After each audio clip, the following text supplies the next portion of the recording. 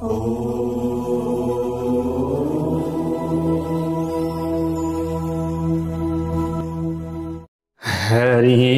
ओम। स्वस्ति श्री गणेशाय नमः। ओम नमो भगवते वासुदेवाय। सच्चिदानन्दरूपाय विश्वोत्पत्त्यादिहेतवे तापत्रय विनाशाय श्रीकृष्णाय वयं नुमः। नारायणं नमस्कृत्य नरं चैव नरोत्तमं देवीं सरस्वतीं व्यासं ततो जयमुदीरये। जय श्री हरि, जय श्री राधे। श्री विष्णु महापुराण यतिखेर हजुरहरू श्रवण गर्दै हुनुहुन्छ। प्यारा भक्त भागवतहरू, श्री विष्णु महापुराण जहाँ जहाँबाट हजुरहरूले श्रवण गर्दै हुनुहुन्छ, तपाईँ र तपाईँको परिवारमा भगवान श्रीहरि नारायणको असीम कृपा बनिरहोस्। आज तपाईँ हामी 28 भाग, आजको नयाँ भाग 28 भागलाई पुरा गरेर 29 भागमा उपस्थित भएका छौँ। जय बोलो भगवान श्रीहरि नारायणको जय होस्। यहाँ हामीहरूले सागर राजाले औरव ऋषिसँग सोध्नु भएको प्रश्न अनि औरव ऋषिले दिँदै गर्नुभएको उत्तर श्रवण गर्दैछौँ।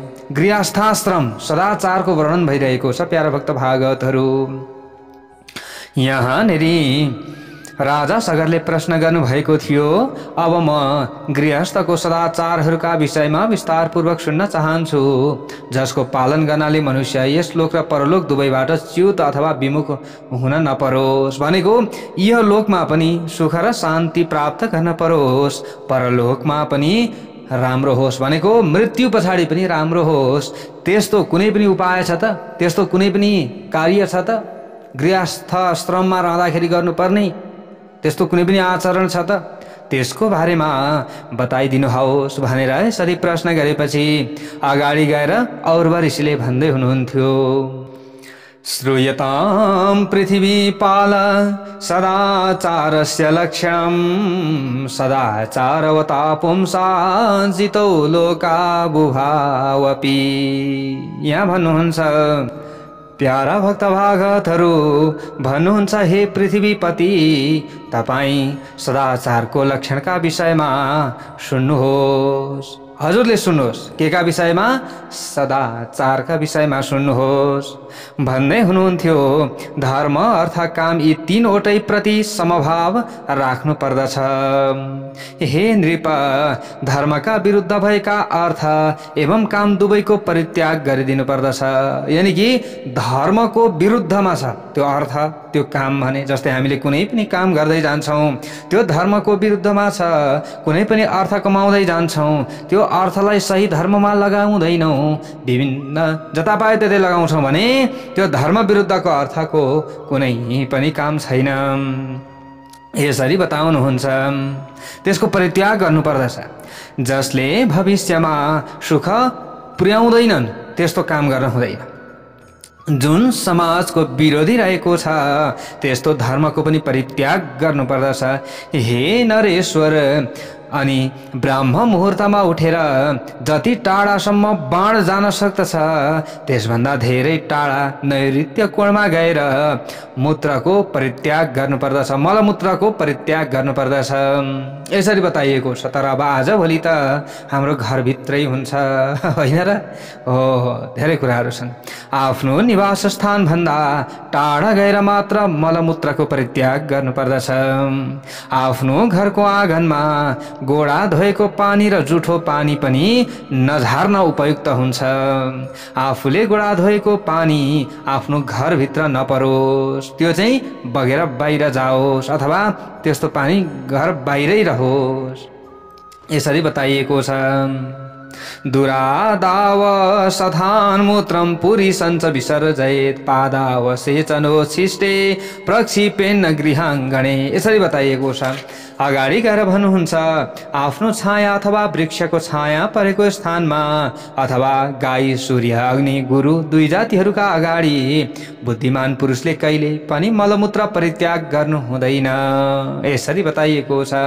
यस्ता प्रकारले हे पुरुष श्रेष्ठ, जति सकेको खेतमा अन्नबाट सम्पन्न भएको भूमिमा भनेको के आफूले चाहिँ जति पनि काम गर्न सकिन्छ कुनै पनि खेतमा, त्यो काम गर्ने खेतमा अथवा जोतिसकेको खेतमा अथवा जोत्दै गरेको खेतमा, अनि अन्नबाट सम्पन्न भएको भूमि जस्तै अन्नभरि भराउ भएको छ, लटरम्म धान फलेको छ अथवा मकै फलेको छ, त्यस्तो भूमिमा, गाईको कोठमा, जनसमूह अर्थात् मानिस भेला भएको ठाउँमा, अनि बाटामा, नदी आदि तीर्थहरूमा, पानीमा, जलाशयमा अर्थात् पोखरी वा तलाउका किनारमा, श्मशान घाटमा मलमूत्र परित्याग गर्नु हुँदैन। यस्तो बताइएको छ। हे राजन, आपतकालीन अवस्थामा अतिरिक्त अन्य साधारण अवस्थामा मनुष्यले दिनको समयमा उत्तरतिर फर्किएर अनि रातको समयमा दक्षिणतिर फर्किएर मलमूत्रको परित्याग गर्नुपर्दछ। बुद्धिमान पुरुषले मल परित्याग गर्दाका समयमा पृथ्वीलाई घाँसले र आफ्नो शिरलाई कपडाले ढाक्नु पर्दछ। त्यस ठाउँमा धेरै समयसम्म नबस्नु, त्यहाँ रहँदाका अवस्थामा बोल्न पनि हुँदैन। यसरी बताइएको छ। चाहे हामीले मलमूत्र त्याग गरेको बेलामा अरूले देख्नु पनि हुँदैन। यसको मतलब भनेको पृथ्वीमा घाँसै घाँस हुनुपर्छ भनेको मतलबै यही हो। जस्तै पहिले पहिले त त्यस्तो थियो हैन, तर अब आजभोलि त देख्ने कुरै भएन, धेरै कुराहरू छन्। अनि यस्ता प्रकारले बल्मिक अर्थात् धमिराले निकालेको मुसाद्वारा अनि उत्खनन भएको पानीभित्रको शौच कर्म गरिसकेर बाँकी रहेको घर लिपोत गर्ने ससाना जीवहरूद्वारा निकालिएको अनि हलोले जो उब्काएको यी सबै किसिमका माटोहरूलाई शौच कर्म गर्दाका समयमा परित्याग गर्नु। यस किसिमको माटोबाट गरिएको शौचादि कर्म अशुद्ध हुन्छ। भन्नुको मतलब अब पहिले पहिले त अब शौचादि गरेर माटो लगाएर हात धुने चलन थियो होइन र। अब आज त अब आजभोलिको समय त विभिन्न केमिकलहरू साबुन स्याम्पू आदिको प्रयोग भइसकेको छ। अब यसको कुरै गर्न पर्यो। ल हेर्नुहोस्, अगाडि गएर भन्नुहुन्छ हे राजन, अनि आफ्नो जनेन्द्रियलाई मजाले सफा बनाएर धुनु पर्दछ, अनि हात पनि मजाले धुनु पर्दछ, मुख कुल्ला गर्नु पर्दछ, भरिसके स्नान गर्नु पर्दछ। यी कुरा धेरै कुराहरू छन्। हेर्नुहोस् है प्यारा भक्त भागवतहरू, मलमूत्र परित्याग गरिसकेपछि शुद्ध हुनु पर्दछ भनेर यसरी बताइएको छ प्यारा भक्त भागवतहरू। अनि आचमन गर्नु पर्दछ भनेर यसरी बताइएको छ। त्यसै यहाँनिर चाहिँ यी कुराहरू बताइएको होइन कि हाम्रो कल्याणका लागि, जस्तै शुद्ध रहनु पर्दछ भन्नुको मतलब यो हो। यी कुराहरू यसरी बताइएको छ प्यारा भक्त भागवतहरू। अब यस्ता प्रकारले धेरै कुराहरू यहाँ रहेको छ। हे पृथ्वीपति, त्यसपछि जीवन निर्वाह गर्नका लागि आफ्नो वर्ण धर्म अनुसार अर्थोपार्जनको कार्यमा लाग्नु पर्दछ। अत्यन्त श्रद्धापूर्वक यज्ञ यज्ञादि शुभ कर्महरू गर्नु पर्दछ। गौतम ऋषिका अनुसार औपासन अर्थात् उपासना सम्बन्धी अष्टका श्राद्ध अर्थात् अष्टमीमा गरिने कर्म, जो अष्टका श्राद्ध भनेर भन्ने गरिन्छ, अष्टमीमा गरिने कर्म, पार्वण श्राद्ध अर्थात् औँसी वा पर्वको दिनमा गरिने श्राद्ध, श्रावण, अनि यस्तै प्रकारले अग्रहायण अर्थात् मङ्सिर चैत्र र आश्विन महिनाका पूर्णिमाहरू यी 7 पाकसंज्ञ संस्था हुन् भनेर यसरी बताइएको छ। अग्न्याध्येय अर्थात् अग्निहोत्री, अग्निहोत्री अर्थात् अग्निहोत्रको अग्नि, दर्श अर्थात् औँसी, पूर्ण मास अर्थात् पूर्णिमा, अनि आग्रहण अर्थात् 7 थरी हविद यज्ञ मध्ये चौथो चातुर्मास्य अर्थात् हविद यज्ञका अर्थात् यज्ञमा बलि दिने, जो विभिन्न कुराहरू छन्। अनि सौत्रामणि अर्थात् सौत्रमणि यज्ञ, यी 7 हविद यज्ञ संस्था हुन्। अनि अग्निष्टोम अनि अन्त्यग्निष्ठोम अर्थात ज्योतिष्ठोम यज्ञको कर्म विशेष उक्त षोडशी अर्थात अग्निष्ठोम यज्ञको विधान विशेष वाजपेय अर्थात 7 श्रौत यज्ञहरूमध्ये 5औं यज्ञ अतिरात्र अर्थात एकै रातमा सुरु भएर सकिने यज्ञ अनि आप्तोर्याम यी 7 सोम संस्था हुन् भनेर बताइएको छ। यस्ता प्रकारले सोम संस्था अनि हवि संस्था एवं पाक संस्था यी तीनवटा यज्ञहरूको मूल धन नै हो भनेर बताइएको छ। यसकारण मनुष्यले धनोपार्जनमा प्रयत्नशील हुनुपर्दछ। धनोपार्जन धन कमाउनका लागि पनि व्यक्ति लागि पर्नु पर्दछ यसरी बताइएको छ। तर दुष्ट तरिकाले खराब आचरण गरेर होइन, सदाचरण गरेर र आफूले कमाएको धनको पनि सही सदुपयोग गर्नुपर्दछ। नदी नद अर्थात समुद्र, तडाग अर्थात तलाउ पोखरी भन्दा 5 गुणा ठुलो जलाशय, देवताहरूका लागि खनिएको इनार अथवा पर्वतबाट झरेका झरनाहरूमा नित्य कर्महरू सम्पादन गर्नका लागि स्नान गर्नुपर्दछ। कुवाबाट झिकिएको पानीबाट अनि आसपासको जमिनमा बसेर स्नान गर्नुपर्दछ। त्यसै त्यो पानीबाट चाहिँ त्यो पानीले चाहिँ त्यसैको आसपासमा बसेर स्नान गर्नु। अनि कुवाका आसपासमा स्नान गर्न सम्भव छैन भने अथवा त्यसको भनेको कुवामा भित्र नै पानी पर्ने गरी चाहिँ फेरि स्नान गर्नु भएन, तर अलिकति परतिर पनि हैन, 2-4 हात उतापट्टि हैन, 5-6 हात उतापट्टि गरेर स्नान गर्नु। जे हामीले यो बुझ्नु पर्ने कुरा यहाँ के छ भने हामीले स्नान गरेको जल फेरि त्यो कुवामा नपरोस्। अब आजभोलि त यो कुवाको चलन नै हराइसक्यो हैन। अब यो कुरा हामीले बुझ्नु पर्यो। त्यही पानी घरमा ल्याएर स्नान गर्नुपर्दछ जुन शुद्ध छ। स्नान गरिसकेपछि पवित्र वस्त्र धारण गरेर अत्यन्त श्रद्धापूर्वक देवताहरू, ऋषिहरू एवं पितृहरूलाई तर्पण दिने कार्य गर्नुपर्दछ। यहाँ कुरा बताइयो दैनिक हामीले तर्पण गर्छौँ, दैनिक हामीले चाहिँ पूजन गर्छौँ भने पहिले देवताको अनि ऋषिहरूको अनि पितृहरूको गर्नुपर्दछ। तर ठुल्ठुलो हामीले यज्ञ गर्छौँ भने पहिले पितृको स्मरण गरेर अनि देवताको पूजा हामीले गर्दछौँ। जय बोलौँ भगवान श्री हरि नारायणको जय होस्। देवताहरू एवं ऋषिहरूको तृप्तिका लागि 3-3 पटक तर्पण दिनुपर्दछ। प्रजापतिको तृप्तिका लागि 1 पटक मात्र जलको तर्पण दिनुपर्दछ। हे पृथ्वीपति, पितृहरूको तृप्तिका लागि, पितामहहरूको तृप्तिका लागि एवं प्रपितामहहरूका तृप्तिका लागि पनि 3-3 पटक तर्पण गर्नुपर्दछ। यसरी नै अत्यन्त श्रद्धा एवं भक्तिपूर्वक मातामह, प्रमातामह, वृद्ध प्रमातामह यी सबैलाई पितृतीर्थबाट जल अर्पण गर्नुपर्दछ। हे राजन, अब काम्य तर्पणका विषयमा पनि ध्यानपूर्वक सुन्नुहोस्। यो जल आमाका लागि हो, यो जल हजुरआमाका लागि हो, यो जल बुढी हजुरआमाका लागि हो, यो जल गुरुलाई प्राप्त होस्, यो जल मामालाई प्राप्त होस्, यो जल मेरा प्रिय मित्रलाई प्राप्त होस्, यो जल राजालाई प्राप्त होस्। यस किसिमले उच्चारण गर्दै मनुष्यले आफ्नो चाहना अनुसार देवता आदिलाई तर्पण गरिसकेपछि सम्पूर्ण प्राणीको उपकारका लागि जल अर्पण गर्नुपर्दछ, तर्पण दिनुपर्दछ। यी कुराहरू छन्। देवता आदिलाई तर्पण दिँदाका समयमा भन्नुपर्दछ देवता, असुर, यक्ष, नाग, गन्धर्व, राक्षस, पिशाच, गुह्यक, सिद्ध, कुष्माण्ड, पशु, पक्षी, जलचर, स्थलचर एवं वायुको आहार भएका जीव, यी सबै किसिमका जीव मैले दिएको जलबाट तृप्त हुन सकुन् अर्थात् तृप्त हुन् भनेर हामीले यसरी भन्नुपर्दछ। अब यी सबै कुराहरू कतिले गर्न सक्नुहुन्छ, कतिले गर्न नसक्नु होला, तर पनि हामीले सुनेर यसो गर्नु पर्ने रहेछ भनेर हामीले ज्ञान लिनु पर्यो। सकिएको खण्डमा हामीले गर्दै जानु पर्यो।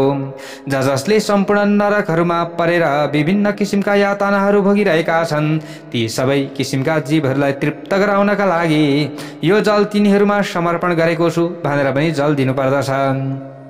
जो हाम्रो बन्धु अथवा अबन्धु रहेको छ, जो अन्य जन्ममा मेरो बन्धु रहेको थियो, जसले मैले दिएको जलको चाहना राख्दछन्, ती सम्पूर्ण प्राणीहरूलाई पूर्ण रूपमा तृप्त गराउनका लागि म अत्यन्त श्रद्धापूर्वक यो जल अर्पण गर्दछु। तिनीहरू तृप्त हुन् भनेर हामीले जल दिनुपर्दछ। हे नृप, भोक र तिर्खाबाट अत्यन्त व्याकुल भएको जीव छ भने चाहे जहाँसुकै रहेको होस्, जस्तो होस्, त्यसलाई मैले अत्यन्त श्रद्धापूर्वक दिएको यो तिलोदक अर्थात् तिलाञ्जलीले पूर्ण रूपमा तृप्ति गराइदियोस् भनेर हामीले यो भाव राख्नु पर्दछ। हे राजेन्द्र, यस प्रकार मैले तपाईलाई काम्य कर्मका सम्बन्धमा विस्तारपूर्वक बताएँ। जुन कर्महरूका माध्यमद्वारा मनुष्यले सम्पूर्ण जगतलाई तृप्त अर्थात् सन्तुष्ट गराउन सक्दछ। पूर्ण रूपमा श्रद्धा सम्पन्न भएर यी सबै जीवहरूलाई जल समर्पण गरेर जगतलाई तृप्ति गराएका कारणले उत्पन्न भएको पुण्य उसले प्राप्त गर्दछ। जसले माथि बताइए अनुसार कर्म गर्दछ, यसपछि आचमन गरेर भगवान सूर्यदेवलाई जलाञ्जली दिनुपर्दछ। यसपछि हामीले चाहिँ यी कर्महरू गरिसकेपछि सूर्यलाई जल पनि दिन पर्यो। त्यस समयमा भगवान विवस्वान नमस्कार छ, भगवान विवस्वानलाई नमस्कार छ, जो वेद वेद्य र भगवान विष्णुको तेस्रो रूप हुनुहुन्छ, जुन भगवान सूर्य सम्पूर्ण जगतलाई उत्पन्न गराउने अत्यन्त पवित्र एवं सम्पूर्ण कर्महरूको साक्षी हुनुहुन्छ भनेर भन्नुपर्दछ। यस मन्त्रका माध्यमद्वारा सूर्यलाई अर्घ्य दिएर जलको अभिषेक पुष्प धूप आदिबाट गृह देवता एवं आफ्ना इष्ट देवताको पूजा गर्नुपर्दछ। हे नृप, यसपछि अपूर्व अग्निहोत्र गर्नुपर्दछ। त्यसमा सबैभन्दा पहिले ब्रह्माजीलाई आहुति दिनुपर्दछ। त्यसपछि क्रमबद्ध रूपमा प्रजापति, गुह्य अनि कश्यप एवं अनुमतिलाई अत्यन्त श्रद्धा र आदरपूर्वक आहुतिहरू दिनुपर्दछ। यस्तै प्रकारले त्यस पछाडि ती आहुतिहरू गरिसकेर बाँकी रहेको हव्यलाई पृथ्वी र मेघको कामना गरेर उदक मात्र यो जलले भरिएको पात्र जुन अग्निहोत्र गर्दाका समयमा आफ्ना नजिकमा राखिन्छ र इदम न मम भनेर आहुतिको शेष भाग त्यसमा छाडिन्छ। धाता र विधाताको कामना गरेर ढोकाको दुवैतिर, ब्रह्माको कामना गरेर घरको मध्य भागमा छाडिदिनु पर्दछ। हे पुरुष व्याघ्र, अब म दिक्पालहरूको पूजाका विषयमा बताउने छु। यो पनि सुन्नु पर्दछ, यो पनि जान्नु पर्दछ। बुद्धिमान पुरुषले पूर्व आदि चारवटै दिशाहरूमा क्रमबद्ध रूपमा इन्द्र, धर्मराज, वरुण, चन्द्रमाको कामना गरेर बाँकी रहेको हवन सामग्रीबाट बलि चढाउनु पर्दछ। पूर्व र उत्तर दिग्भाग अर्थात् दिशाको भागमा विद्वान पुरुषले धन्वन्तरीको कामना गरेर बलि दिनुपर्दछ। यस्तै प्रकारले अन्तमा मात्र बलि वैश्वदेव कर्म गर्नुपर्दछ।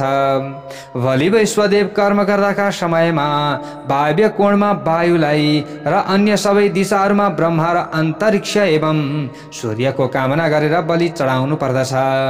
हे नरेश, यसपछि विश्वदेवहरू, विश्वभूतहरू, पितृहरू, विश्वपतिहरू एवं यक्षहरूलाई पनि बलि दिनुपर्दछ।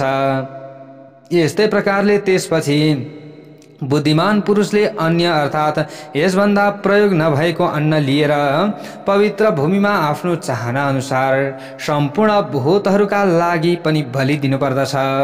भूत भनेको भूत प्राणीहरूलाई बलि दिनुपर्दछ भनेको उनीहरूलाई चाहिँ खानका लागि दिन पर्यो।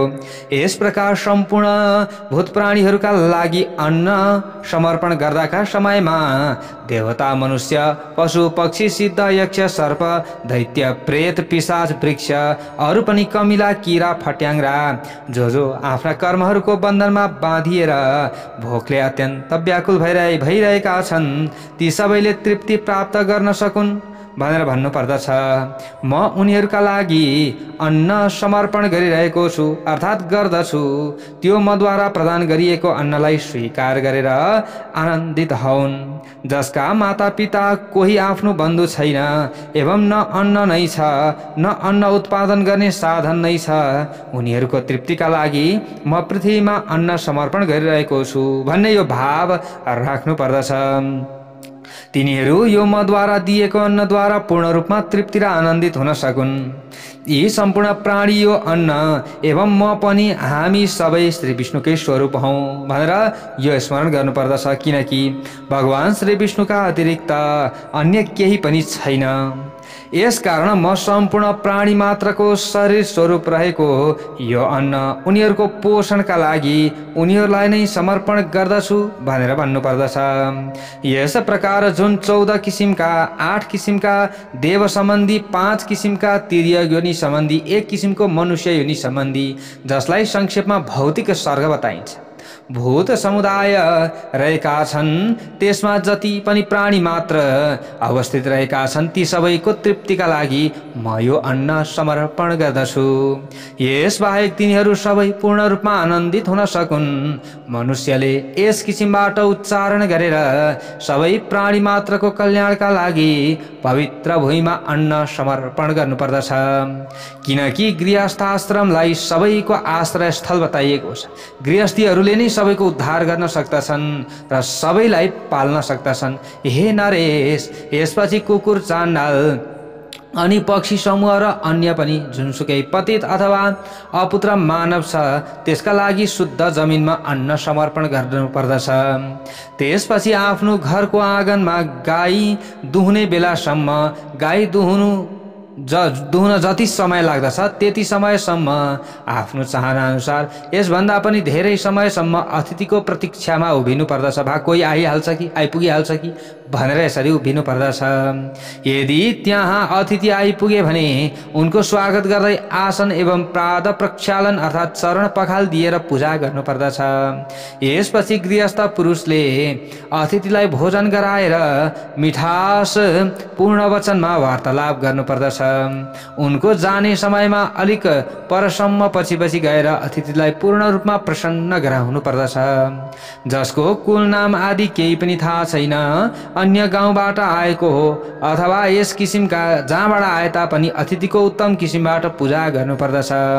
तर आफ्नो गाउँ निवासी अतिथि भएको अवस्थामा पूजा गरिरहन आवश्यक छैन अथवा पूजा गरिरहनु पर्दैन भनेर बताइएको छ। आफ्नै गाउँको अथवा छरछिमेकको वरिपरिको हो भने पूजा गरिराख्नु पर्दैन। तर टाढाको छ, भर्सक चिनेकै छैन, थाहै छैन भने चाहिँ उनीहरूको पूजा गरियो भने धेरै पुण्य कमाइन्छ भनेर बताइएको छ। जोसँग कुनै वस्तु छैन, जससँग कुनै किसिमको सम्बन्ध रहेको छैन, जसको कुल घरानाका विषयमा केही पनि जानकारी छैन, जो भोजनको चाहनाले अत्यन्त व्याकुल भएको छ, त्यस अतिथिको पूजा नगरी स्वयंले भोजन गर्ने मनुष्यले अधोगतिलाई प्राप्त गर्नुपर्दछ भनेको त्यस्ता व्यक्तिहरू अधोगतिमा पर्दछन् भनेर यसरी यहाँनिर बताइएको छ। ल हेर्नुहोस् है, असम्पूज्यातिथिम भोजन भोक्तु कामम व्रजत्यधः भनेको अधः भनेको त्यो अधोगतिमा जान्छ। गृहस्थ पुरुषले अथवा गृहस्थ महिलाले आफ्नो घरमा आएका अतिथिसँग अध्ययन, गोत्र, आचरण र कुलका विषयमा केही पनि सोध्नु हुँदैन, तर उनलाई हिँड्ने गर्भ सम्झिएर पूजा भने गर्नुपर्दछ। हे नृप, अतिथिको आदर सत्कार गरिसकेपछि आफ्नै गाउँको एउटा ब्राह्मण जसले नित्य पञ्चयज्ञ गर्दछ, जसको कुल र आचरणका विषयमा पूर्ण ज्ञान रहेको छ, उसलाई पितृहरूका लागि भोजन गराउनु पर्दछ। उसका पितृहरूका लागि भोजन गराउनुपर्छ। हे भूपाल, मनुष्य यज्ञको विधि अनुसार मनुष्य भ्यो हन्त इत्यादि मन्त्रहरूको उच्चारण गरेर पहिले नै निकालेर राखिएको हन्तकार नामक अन्नबाट त्यस श्रोत्रिय ब्राह्मणलाई भोजन गराउनु पर्दछ। यस किसिमले देवता, अतिथि र ब्राह्मण यी तीनवटैलाई भिक्षाहरू दिइसकेपछि यदि सामर्थ्य छ भने परिव्राजक अर्थात् सधैँ घुमफिर गरिरहने सन्यासी र ब्रह्मचारीहरूलाई खाली हात नफर्काई आफ्नो इच्छाअनुसार भिक्षा दिनुपर्दछ। हे राजन, यस प्रकार पहिले बताइएका 3 तथा 1 भिक्षुक यी चारवटैलाई अतिथि बताइएको छ। यी चारवटैको पूजा गर्नाले मनुष्य पापबाट पूर्ण रूपमा मुक्त हुन जान्छ। जसका घरबाट अतिथि निराश भएर फर्कन्छन् ती अतिथिले त्यस घरका स्वामीको पुण्य लिएर आफ्नो पाप उसलाई दिएर जान्छन् भन्ने कुरा हामीले अस्ति पनि भनेका थियौँ। यो कुरा आज पनि आएको छ। अतिथिर्यस्य भग्नाशो गृहात् प्रतिनिवर्तते स तस्मै दुष्कृतं दत्वा पुण्यमादाय गच्छति। ल हेर्नुहोस्, यो कुरा त हामीले कहिले भुल्न भएन। हे नरेश्वर, धाता, प्रजापति, इन्द्र, अग्नि अनि वसुगण र अर्यमा यी सम्पूर्ण देवताहरूले अतिथिमा प्रवेश गरेर गृहस्थको घरका अन्नको भोजन गर्दछन्। यसकारण मनुष्यले अतिथिको पूजामा निरन्तर प्रयत्नशील रहनु पर्दछ। जुन पुरुषले अतिथिलाई भोजन नगराई स्वयं भोजन गर्दछ भने अर्थात् आफै मात्र खान्छ भने त्यसले केवल पापहरूको भोजन गरिरहेको छ। उसले खाएर भुँडी त भर्ला तर पाप पनि उसको भरिन्छ। यसपछि गृहस्थ मनुष्यले आफ्नो घरमा पिताका घरमा रहेकी विवाहित कन्या अर्थात् छोरी, गर्भवती स्त्री, वृद्ध एवं बालकहरूलाई आफ्ना घरमा तयार भएको सामग्रीबाट पहिले भोजन गराइसकेपछि अन्तमा स्वयंले भोजन गर्नुपर्दछ। जसले यी सबैलाई पहिले भोजन नगराई स्वयं भोजन गर्दछ भने त्यस गृहस्थलाई पाप भोजी अर्थात् पापको भोजन गर्ने भनेर भनिन्छ। अन्तमा मृत्यु भएपछि त्यो नरकमा गएर श्लेष्म भोजी अर्थात् कफ खकारको भोजन गर्ने किरा बन्दछ। ल हेर्नुहोस्, यस्तो रहेछ कुरा, हेर्नु है कति राम्रो छ। जुन व्यक्तिले स्नान नगरी भोजन गर्दछ त्यो मलभक्षी अर्थात् मल खाने किराको रूपमा प्रकट हुन्छ। पछि गएर जप नगरी, जस्तै गुरु मन्त्र, गायत्री मन्त्र, केही मन्त्रहरूको जप नगरी जसले भोजन गर्दछ भने उसले रगत र पुया अर्थात् पीप पिउने किरा बन्दछ। संस्कारहीन अन्न खानाले मूत्रपान गर्ने किरा बन्दछ। जसले बालक र वृद्ध भन्दा पहिले भोजन गर्दछ, बालकलाई नखुवाइकन वृद्ध कोही बुढाबुढी घरमा छन् भने उनीहरूलाई नखुवाइकन आफै भोजन गर्दछ भने त्यसलाई विष्टा खाएको भनिन्छ। कस्तो कुराहरू बताइयो। यसरी नै जसले होम नगरी भोजन गर्दछ त्यसलाई किरा खाने तथा दान नदिकन भोजन गर्दछ भने त्यसलाई विषको भोजन गर्ने भनेर भनिन्छ। यसकारण हे राजेन्द्र, अनि हामीले अब जहिले त हवन गरिराख्न सक्दैनौँ होला कतिले त है। यहाँनिर एउटा कुरा आयो, मैले हजुरहरूलाई बताउँ। जस्तै हजुरहरू परदेशमा हुनुहुन्छ, कहीँ हुनुहुन्छ, टाढा टाढा हुनुहुन्छ भने पनि आफ्ना लागि कसैले चाहिँ हवन गरिदिन्छन् होइन। आफ्नो चाहिँ कल्याणका लागि भने अब कोही गुरुहरूलाई पनि आफूले त्यसरी लाउन चाहिँ सकिन्छ। कुराहरू यो भयो। अब अहिले त नित्य हवन गर्ने यो चलन नै हराइसक्यो प्याराभक्त भागवतहरू। अब कामको व्यस्तताले कहीँ परदेशमा छौँ, कहीँ विदेशमा छौँ, हामीले सक्दै सकिएन भने पनि वर्षमा एकचोटि चाहिँ घरमा होम लगाउनै पर्दछ। यो कुरा त कहिल्यै पनि हामीले भुल्नु हुँदैन। घरमा वर्षमा एकचोटि सत्यनारायणको पूजा अनि घरमा एकचोटि वर्षमा एकचोटि होम हवन, यो चाहिँ हामीले कहिले पनि भुल्नु हुँदैन। यति हुन्छ जसको घरमा उनीहरूको घरमा रखे पनि हुँदै जान्छ, राम्रो पनि हुँदै जान्छ भनेर बताइएको छ। हुन त दैनिक हवनको प्रक्रियाहरू छन्। अब यो दैनिक गर्न त कसले सक्छ र होइन, तर पहिले त गर्थे, कुरा त्यो थियो। अहिले पनि अब अलिकति टाइम रहने होइन व्यक्तिहरूले अहिले पनि गर्छन्, कुरा यो हो। तर हामीले यदि कसैले हवन गरिदिँदैछन् आफ्ना लागि भने त्यहाँ चाहिँ सहभागी भएर हामीले चाहिँ त्यसको पुण्य चाहिँ आर्जन गर्न सक्दछौँ। यी कुराहरू रहेको छ प्याराभक्त भागवत। र जस्तो पायो त्यस्तै यज्ञमा होइन, मूर्तै नजुराइएका यज्ञमा अस्ति हामीले सुन्यौँ नि। अब मूर्तै जुराएको हुँदैन, ज्योतिषको ज्ञान नै थाहा छैन होइन।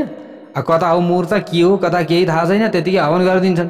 त्यसले चाहिँ फेरि हामीलाई पूर्ण फल दिँदैन हो। यो कुरा पनि विचार चाहिँ गर्नुपर्छ फेरि। धेरै कुराहरू छन् प्याराभक्त भागवतहरू। हामी मख आउँला फेरि है, मेरो त गुरुजीले गरिदिनु भएकै छ, हवन गरिदिनु भएकै छ भनेर मख हुन्छौँ, तर गुरुजीले कुन हिसाबले गर्नुभयो त्यो थाहा हुँदैन है। यो कुरा चाहिँ विचार गर्नुपर्छ। धेरै कुराहरू यहाँ बताइएको छ प्याराभक्त भागवतहरू। अनि यहाँ जसका माध्यमद्वारा यस लोकमा परम आनन्द पनि प्राप्ति हुन्छ। हामीले यी कामहरू गरियो भने बल बुद्धिको वृद्धि हुन्छ, अरिष्टहरूको शान्ति हुन्छ भनेर बताइएको छ। भवन भवत्यनिष्ट शान्तिश्च वैरी पक्षाभिचारिका शान्तिश्च, शान्ति बढ्दै जान्छ घरमा। जुन शत्रु पक्षको विनाश गराउने किसिमको भोजन प्रक्रिया रहेको छ त्यसका विषयमा पनि यहाँ सुन्नुहोस् भनेर बताइएको छ। गृहस्थका नियममा रहेको पुरुषले स्नान गरेपछि विधिपूर्वक देवता ऋषि र पितृहरूलाई तर्पण दिएर अनि हातमा प्रशस्त रत्न धारण गरेर सावधानीपूर्वक भोजन गर्नुपर्दछ भनेर बताइएको छ। अब आजभोलि त हामीले एउटा चाहिँ माणिक्य अथवा चाहिँ तपाईँको पुखराज अथवा ग्रह अनुसारकै पनि त हामीले चाहिँ रत्न लगाउन सक्छौँ नि त होइन। तर आजभोलि त हामीले लगाएका छैनौँ कतिले। कुरा त्यो हो, एउटा न एउटा कुनै न कुनै रत्न आफ्नो हातमा होस्। त्यसका लागि हामीले ज्योतिषी हेराएर अलिकति आफ्नो लागि शुभ्य फाव्य त्यस्तो रत्न लगाउन सकिन्छ नि त। कुरा त्यो हो। यदि हाम्रो हातमा रत्न धारण भएको छ र हामीले त्यो हातबाट भोजन गर्छौँ भने हामीले साक्षात् अमृत खाएको हुन्छ भनेर अब यसरी बताइयो श्री विष्णु महापुराणमा। यो त्यतिकै बताइएको होइन, फेरि यो खोज अनुसन्धान गरेर हाम्रो कल्याण हुने रहेछ र त यी कुराहरू बताइएको छ। त्यतिकै बताइएको छैन यी कुराहरू हामीले विचार गर्नुपर्दछ प्यारा भक्त भागवतहरू। अब प्रशस्त रत्न धारण गरेर, अब राजा महाराजाहरूले पहिले त प्रशस्त रत्न धारण गरेको देख्नुभएको होला। आजभोलि त अब हामीले त्यो सबै त नसकौँला, तर पनि एउटा हातको एउटा औँलामा त लाउन सकिन्छ नि त, सकिँदैन? मजाले सकिन्छ। हो, यो काम हामीले गर्न सक्दछौँ। जय बोलौँ भगवान् श्री हरिनारायणको जय होस्। यस्ता राम्रा राम्रा कुराहरू छ। भन्नुहुन्छ, हे राजन, जप एवं अग्निहोत्र अर्थात् हवन गर्ने काम गरिसकेपछि शुद्ध वस्त्र धारण गरेर अतिथि ब्राह्मण गुरुजन र आफूमा आश्रित रहेका अर्थात् आफूले पालन पोषण गर्नुपर्ने बालक एवं वृद्धहरूलाई भोजन गराइसकेपछि उत्तम सुगन्ध सम्पन्न प्रशस्त अर्थात् सबैभन्दा असल माला धारण गरेर हात गोडा धोएर शुद्ध मुख भएर प्रेमपूर्वक भोजन गर्नुपर्दछ। भनेको हामीले कुनै न कुनै एउटा माला पनि धारण गरेको हुनुपर्दछ, तुलसीको, रुद्राक्षको, होइन, जस्तो भए पनि। यो कुरा पनि छ। हे नृप, भोजन गर्दाका अवस्थामा यताउता अर्थात् अन्य दिशातिर हेर्नु हुँदैन। भोजन गर्दाको समयमा बोल्नु पनि हुँदैन। नबोलिकन हामीले भोजन गर्ने, भोजन गरिसकेर बोल्ने। यसमा त व्यावहारिक कारण धेरै कुराहरू छन् कि प्यारा भक्त भागवत। गृहस्थ व्यक्तिले पूर्व अथवा उत्तर दिशातिर मुख गरेर अथवा त्यतापट्टि फर्किएर शुद्ध कल्याणदायक जलले सेचन गरेर एकाग्रतापूर्वक उत्तम एवं पचाउन सहज हुने किसिमको अर्थात् सात्विक भोजन गर्नुपर्दछ। हामीले यो बुझ्नु पर्यो, कता फर्केर भोजन गर्नुपर्दो रहेछ, उत्तर अथवा पूर्व। जय बोलौँ भगवान् श्री हरिनारायणको जय होस्। जुन जुन दुराचारी व्यक्तिहरूले ल्याएको छ एवं घृणित छ कुनै पनि वस्तु भने त्यस्ता वस्तुहरूको प्रयोग नगर्नु। बलि वैश्वदेव संस्कारबाट शून्य छ जो व्यक्ति त्यस किसिमको संस्कार गरिएको छैन, राम्रा राम्रा संस्कार गरिएको छैन, यस किसिमका अन्नको, त्यस्ता व्यक्तिहरूको अन्नलाई ग्रहण नगर्नु भनेर पनि बताइएको छ। अब अहिले त होइन, कसले कस्तो के ल्याउँथ्यो, कसो ल्याउँथ्यो, यो सबै कुरा चाहिँ गरेर हुँदैन। तर पनि हामीले केही न केही यसलाई शुद्धिकरण गर्ने चाहिँ काम गर्नुपर्दछ। हो, दोषी छौँ हामी, अहिले कोही पनि राम्रो शुद्ध छैनौँ, तर त्यसका लागि हामीले एकादशीको व्रत, होइन, वर्षमा एकचोटि होम हवन, अनि आफूले चाहिँ लाउनुपर्ने त्यो रत्न धारणदेखि लिएर, होइन, लाउनुपर्ने माला, तुलसीका, रुद्राक्षका माला लाउनुपर्नेदेखि लिएर चन्दन टीका, यी सबै कुराहरूलाई प्रयोग गरेर यस्ता कुनै न कुनै हामीले जान अनजानमा गरेर लागेको पापलाई त कटाउन सक्छौँ नि त। हो, यो काम चाहिँ हामीले जरुर गरौँ। प्यारा भक्त भागवतहरू, गृहस्थ व्यक्तिले आफ्नो भोजन योग्य अन्नबाट केही शिष्यहरूलाई अत्यन्त भोकाएका व्यक्तिहरूलाई दिएर उत्तम भोजन गर्नुपर्दछ। त्यो भोजनले शान्ति हामीलाई बढाउँछ। हे नरेश, बेत आदिको आसन अर्थात् टेबलमा राखिएको पात्रमा भोजन गर्नका लागि अनुपयुक्त स्थानमा अथवा असमयमा अर्थात् सन्ध्यादिका समयमा अत्यन्त सङ्कुचित स्थानमा मनुष्यले भोजन गर्नु हुँदैन। साँझको समयमा पनि भोजन गर्नु हुँदैन। यो कुराहरू बताइएको छ। अनि यहाँ बताइयो, भोजन गर्नुभन्दा पहिले भोजनको अग्रभाग अर्थात् पहिलो भाग अग्निलाई चढाएर मात्र भोजन गर्नुपर्दछ। हे राजन, जुन अन्न मन्त्रद्वारा अभिमन्त्रित र शुद्ध छ, जुन बासी छैन, त्यस किसिमको अन्न मात्र भोजन गर्नुपर्दछ। बासी अन्न पनि भोजन नगर्नु भनेर बताइन्छ। तर फल अनि मूल, सुकेको शाखा, तरुल आदिमा भने यो बासी र साजीको नियम लागू हुँदैन। जय बोलो भगवान् श्री हरिनारायणको जय होस्। ल हेर्नुहोस् कस्तो राम्रो कुरा बताइए। जस्तै हामीले चाहिँ माघे सङ्क्रान्तिमा खान्छौँ नि, होइन, जस्तै पुषमा पकाउने माघमा खाने, त्यसमा फलफुलहरू खान्छौँ कि जस्तै त्यसमा चाहिँ हामीले चाहिँ फलमूलहरू खान्छौँ, होइन, तर तरुल भ्यागुरहरू खान्छौँ। हो, यसमा चाहिँ यो नियम लागू हुँदैन भनेको बासीको नियम लागू हुँदैन। अनि नपकाइएको लेह्य, चाट्न सकिने अनि चाट्न योग्य आदिका अनि गुणबाट बनेका पदार्थहरूमा पनि यो बासीको नियम लागू हुँदैन। तर हे नरेश्वर, शक्तिहीन पदार्थको भने बासी यस्तो खालको पदार्थ छ भने यस्तो पदार्थ कहिले पनि खानु हुँदैन। हे पृथ्वीपति, विवेकशील पुरुषले मह, जल, दही, घिउ र सातु बाहेक अन्य पदार्थहरू झटपट अर्थात् हतारिएर कहिले पनि खानु हुँदैन। मनुष्यले भोजन गर्दाका समयमा सबैभन्दा पहिले मिठोपन भएको पदार्थ थोरै खानुपर्दछ, धेरै पनि होइन। फेरि यसपछि बिचमा नुनिलो खानुपर्दछ, त्यस पछाडि अमिलो पदार्थ र रुखो, अनि त्यस पछाडि तितो पदार्थको अन्तमा भोजन गर्नुपर्दछ। अलिकति तितो चाहिँ अन्तिममा पनि खानु अरे कि, यसरी बताइएको छ। जुन पुरुषले सबैभन्दा पहिले जस्तै पन्यालोपन भएका पदार्थहरू, बिचमा कठिन पदार्थहरू, अन्तमा फेरि पन्यालोपन भएका पदार्थहरूको भोजन गर्दछ, त्यो सधैँ बलवान र निरोगी हुन्छ। यसरी बताइयो। यस प्रकार वचनको संयम गरेर अनि अन्नको निन्दा नगर्दै उत्तम किसिमको भोजन गर्नुपर्दछ। नबोलिकन अन्नको निन्दा नगरिकन यसको मतलब यस्तो रहेछ नमिठो यताउता नभनिकन हामीले भोजन गर्नुपर्दछ। पहिलाको 5 गाँस पूर्ण रूपमा मौन भएर भोजन गर्नुपर्दछ। यदि सक्दै नसके पनि पहिलेको 5 गाँस होइन, पहिली सट्ट खाने सट्ट 5 गाँस चाहिँ एकदम मौन भएर भोजन गर्नुपर्छ। कुनै किसिमको आवाजसम्म पनि ननिकालिकन त्यो 5 गाँस चाहिँ खानुपर्छ र ती गाँसबाट 5 प्राणहरूको तृप्ति हुन्छ भनेर बताइएको छ। भोजन गरिसकेपछि राम्ररी आचमन गर्नुपर्दछ। फेरि पूर्व या उत्तर दिशातिर फर्किएर हातहरूलाई मूल स्थानसम्म धोएर विधिपूर्वक आचमन गर्नुपर्दछ। हात धुँदाखेरि पनि कता फर्किएर? पूर्व उत्तर फर्किएर। त्यस पछाडि स्वस्थ एवं अत्यन्त प्रसन्न चित्त भएर आसनमा बसेर मनुष्यले आफ्ना इष्ट देवताको स्मरण अर्थात् चिन्तन गर्नुपर्दछ। खाइसकेपछि पनि इष्ट देवताको स्मरण गर्नुपर्दछ। प्राणस्वरूप वायुबाट प्रज्वलित भएर जठराग्निले आकाशका माध्यमद्वारा जो अवकाशयुक्त अन्नलाई परिपाक गर्नु, राम्रोसँग पकाउनु, मेरो शरीरका पार्थिव अर्थात् माटोको धातुलाई पुष्ट गरिदिनु, जसका माध्यमद्वारा म खुसी रहन सकूँ। मद्वारा भोजन गरिएको यो अन्नले मेरो शरीरमा अवस्थित रहेको पृथ्वी, जल, अग्नि र वायुलाई शक्ति दिन सकोस्। राम्रोसँग पाकेको यो अन्न मेरा लागि निरन्तर सुखदायक होस् भनेर हामीले यो सम्झनु पर्दछ। यो अन्नले मेरो शरीरमा रहेका प्राण, अपान, उदान, समान, व्यान नाम भएका 5 किसिमका वायुहरूलाई पूर्ण रूपमा बलवान बनाउन्, मलाई सुख प्राप्त भइरहोस्। मैले भोजन गरेको अन्नलाई अगस्ती, बडवानल नाम भएको अग्निले राम्रोसँग पकाइदिनु। त्यस अन्नको परिणाम स्वरूप मलाई सुख उपलब्ध गराइदिनु, मेरो शरीर सधैँ स्वस्थ भइरहोस् भनेर हामीले यो भाव राख्नु पर्दछ। भगवान श्री विष्णु सम्पूर्ण इन्द्रियहरूको र देहको एकमात्र अधिष्ठाता प्रधान हुनुहुन्छ। यस सत्यका बलले गर्दा मद्वारा खाइएको अन्नले परिपक्व भएर मलाई आरोग्यवान बनाओस्। भोजन गर्नेवाला भगवान श्री विष्णु हुनुहुन्छ।